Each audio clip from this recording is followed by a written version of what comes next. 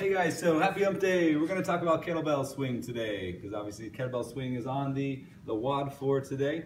So I wanted to make a video to help you know the fundamentals and so they can make sure that everybody's dialed in. So first and foremost, hopefully you can see me if I'm a little bit hunched over because I think that if I stand up that you can't see my head. So I'm going to be hunched over a little bit, ironically enough. Because the first thing I'm going to talk about is posture. Right? This is where I incorporate this nice T, or very much looks like a cross, or the passion for the proper posture as we call it. This is a tool, okay, to make sure that you're maintaining good posture as you move. So when you place this on your back, okay, and preferably someone else would do this for you, we're going to have 3 points of contact, okay? Right behind your head, okay? Between your shoulder blades and between your ass crack, okay? And if you maintain that as you tip and hinge at the hips, okay? You're going to be maintaining proper spinal alignment, okay? Also, what the T is for, or this cross member, okay, is to remind you to keep your shoulders active and touching as you also hinge over, okay? Because if your shoulders fall forward as your hip hinging over, then that's also not right, okay? So not only do we need to maintain the spinal alignment, we also need to maintain the shoulders active, okay? So that's number one, just maintaining posture, okay?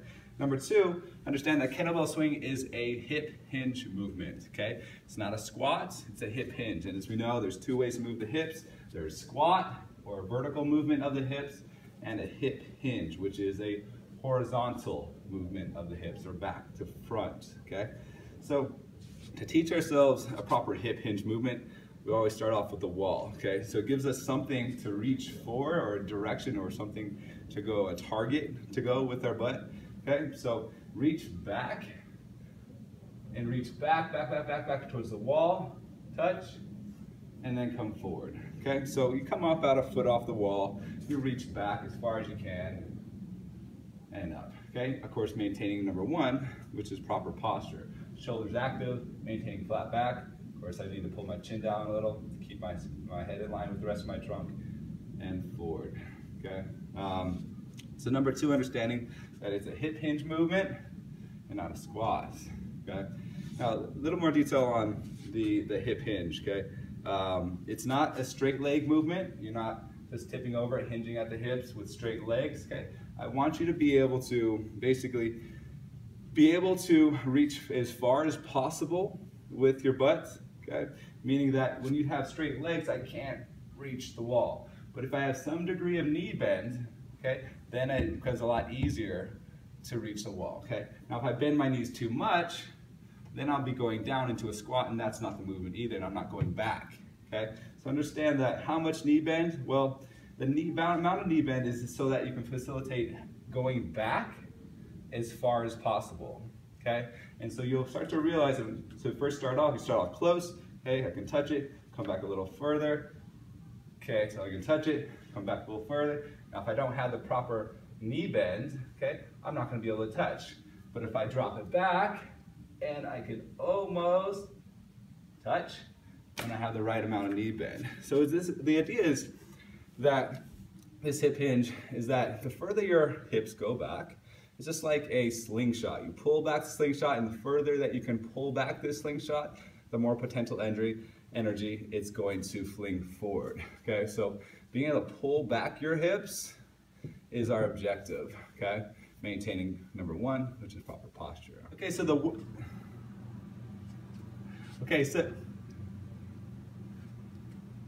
the third technique point of our kettlebell swing is what do we do when our hips come forward? Number two, we talked about pulling our hips back in the line of action to do that. What happens when we bring them forward, okay? When we bring them forward, we want to make sure that we think about the big three, okay?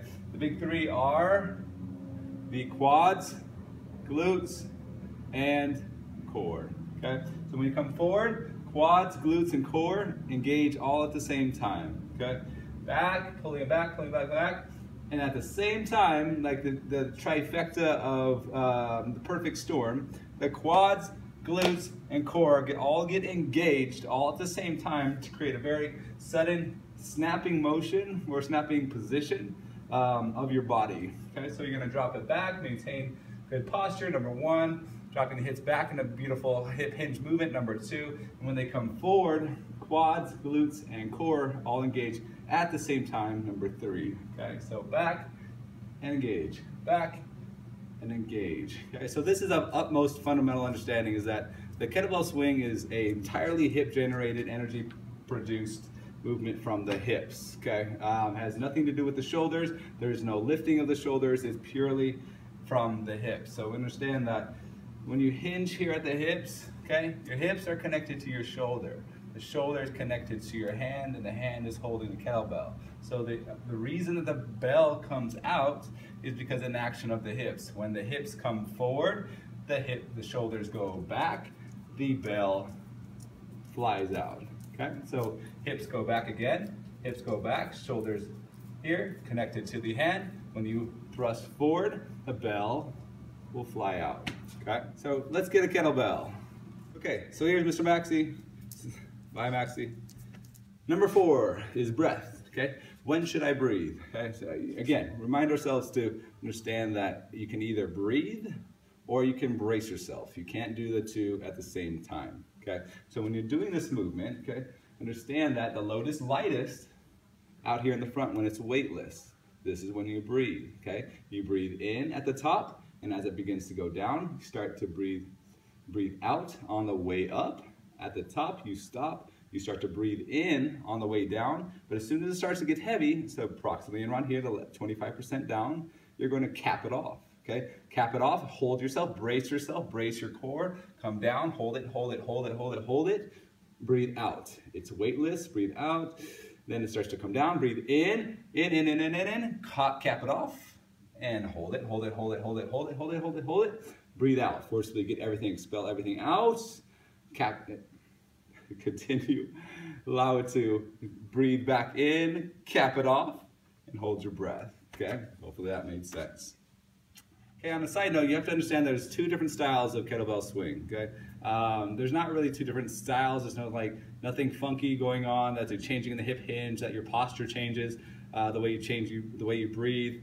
But the difference in it is that the distance it travels. Okay, the American style is that what you majority see within CrossFit is that you bring it all the way up overhead. Okay, the Russian style is where you bring it out here in front to eye level. Okay, the difference, Russian was the originator, American style obviously newer, but what is the purpose? What is our purpose? Okay, work capacity is work equals force times distance over time. So if you increase the distance that you're traveling, you're technically doing more work, or doing more work capacity. So for our purpose, majority of the time we're going to put it up overhead. Okay, so I hope you guys enjoyed this kettlebell swing tutorial. Get excited. I anticipate being able to do much more of these in the future. If you have a suggestion, or if you'd like me to do one specifically on this particular movement, let me know, and I'll make that push that to the top of the list. So looking forward to seeing you guys soon.